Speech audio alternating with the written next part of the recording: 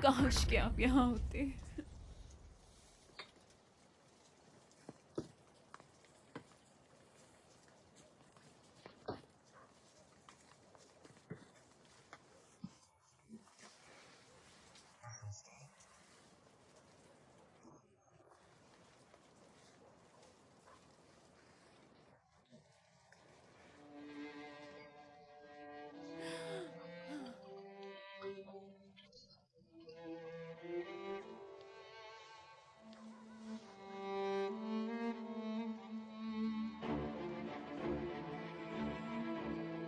बानो,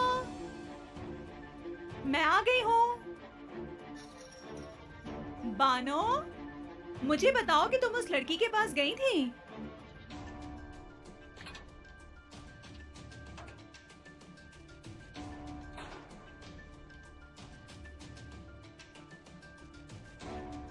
अम्मी जान, मैं जानती हूँ कि जब आपको ये लेटर मिलेगा तो बहुत देर हो चुकी होगी। और आप मुझे कभी माफ़ नहीं करेंगी, लेकिन मैं सलमान से बेइंतहा प्यार करती हूँ मॉम। आज मुझे अंदाज़ा हुआ कि मैं सलमान को हमेशा के लिए खो चुकी हूँ। मैं अपनी आखिरी उम्मीद भी खो चुकी हूँ।